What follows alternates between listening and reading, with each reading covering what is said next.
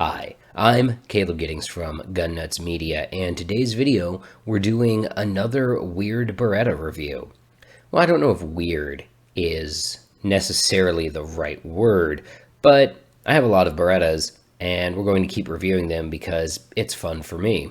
As you can see, the destruction of my office continues apace behind me, but let's get on to today's review. And today we are reviewing the strange, curious, and wonderful Beretta 92 Compact. The Beretta 92 Compact is an interesting gun, to say the least. It comes from an interesting stage in Beretta's history where they were obviously competing very strongly for the concealed carry market, and they still are today, obviously, but they were really trying to look to address some of the issues with the Beretta M9/92FS as a carry gun, namely the fact that it's the size of a small car. Now, obviously, you can carry an M9 concealed. I do, and it's relatively easy when you use a good AIWB holster. But back in the early 90s, that option wasn't really there for a lot of people. Enter the 92 Compact. Now, here are the big differentiators of the 92 Compact from the regular M9. And before you ask, yes, this gun has already been modified. So, some of the big differences: it's shorter. The grip only accepts 13 rounds, and as you can see, I can just barely get my pinky all the way on that grip. The barrel is also shorter. The slide and the entire barrel and everything together trimmed down are 4 inches. So that gives you about an inch less than the M9. It's still aluminum frame, DASA, the whole 9 yards. Everything else, to someone who shoots a 92 FS or an M9, is going to be very familiar. The controls are the same. A lot of the parts are interchangeable. Pretty much all of the parts are interchangeable, as a matter of fact. It's basically a 92 FS frame that they chopped off a little bit earlier. Lots of the parts interchange. As a matter of fact, if you want to do an upgrade using the Langdon drop-in trigger job, trigger job and a bag kit on this, it works. How do I know? Because there's one in this gun. But let's get back to the 92 Compact. So this isn't a gun that we see in America all the time. Beretta imports these sort of in fits and spurts. They'll do a bunch of them one year, and then they won't do them for a while, and then they'll bring them back, and then they won't do them for a while. And it's basically just sort of to feed the small but present demand for weirdos like me who like this gun.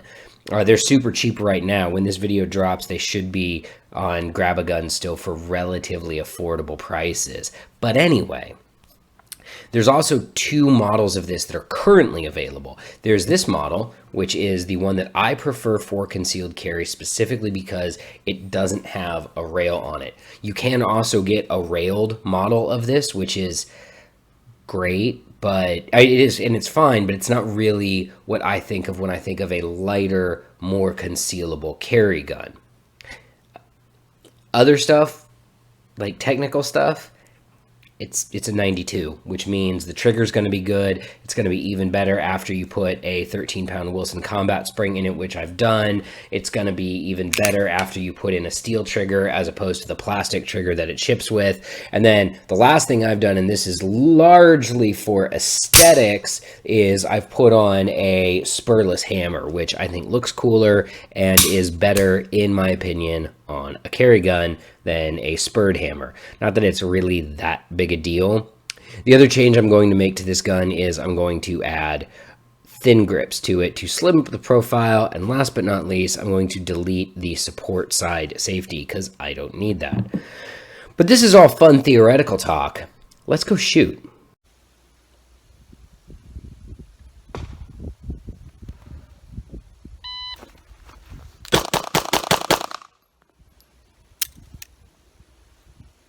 .247 with 1 miss just low. Alright, up next is the failure drill.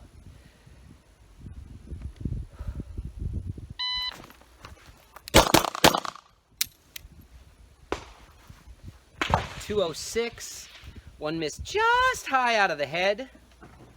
Alright, up next is 2 to the face, immediate incapacitation.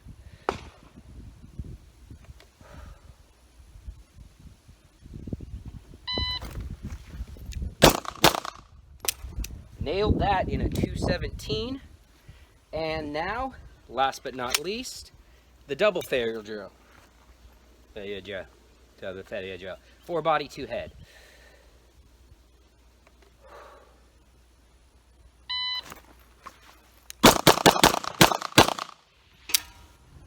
All right, 309.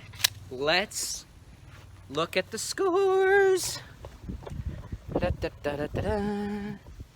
All right, I've got 1 out down here and 1 out in the head box. All right, so that wraps up the Gabe White standards. First evaluation for this gun. I'm using 147 grain Federal FMJ ammo, the American Eagle line, which is one of my go-tos. I use it all the time. I'm very fond of it. It works well in almost everything I use, so it's kind of my go-to. As a matter of fact, if I get a gun that won't run Federal 147 American Eagle, I kind of get the skeptical hippo-eyes. But anyway, back to the 92. So, 92 FS Compact, how did it do on the Gabe White standards? Well, every run I shot would have been good enough for a light pin, which is the second level of performance on the Gabe White standards.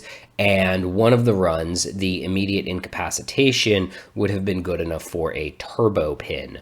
Which is the highest level of the Gabe White standards and is a pretty impressive shooting accomplishment if you can actually go to his class and get a turbo pin. Again, this was my very first time shooting this gun, and I really like how it shot. The recoil impulse is very similar to a 92 FS.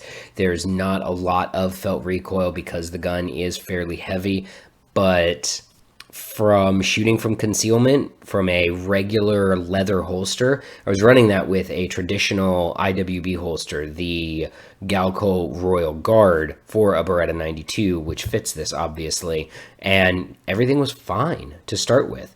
Let's see how we did on the IDPA 5x5 now.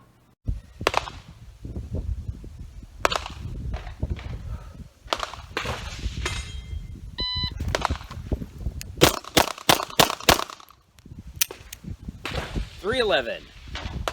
Neat. Up next, 5 reload 5.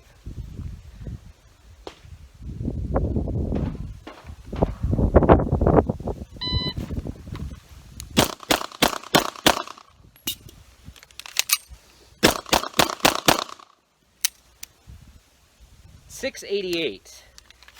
5 strong hand only.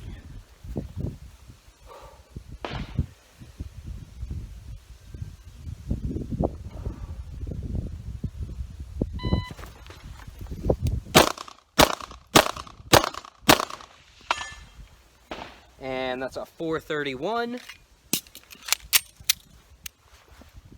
And last but not least, 4 body, 1 face.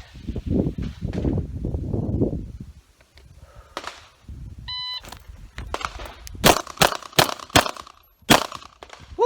I dumped 1. 364. Not a great shot on that middle one. But let's have a look at the target. Down 1. Everything else, money. Kind of like this gun so far. IDPA 5x5 drill is done.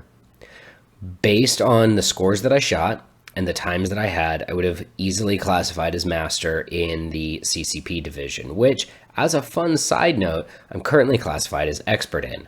I should probably get that fixed. But anyway, the gun continued to perform well. It's very easy to shoot, just like all Beretta 92 pattern guns. They're easy to shoot well because, you know, this whole myth that the DA trigger pull is hard is just that. It's a myth, all right? Look, the trigger pull, the DA trigger pull in this gun is now 8 pounds. The stock trigger pull in this gun wasn't that bad either. And once you can figure out the DA trigger pull, the rest of it becomes easy. It's not like shooting, say, a lightly modified Glock still has kind of a crappy trigger, right?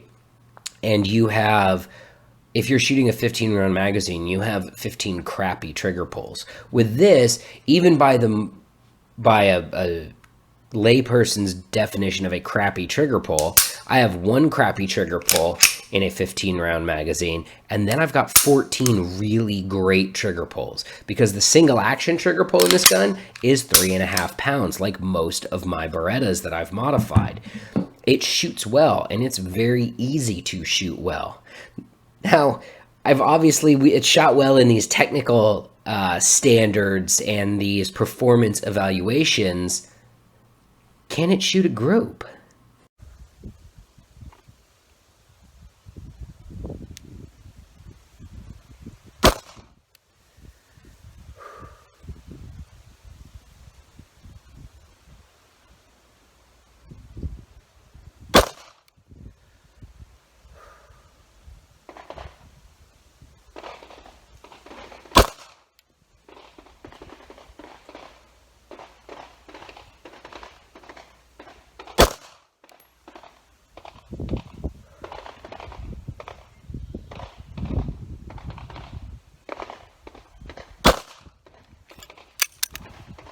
Let's have a look.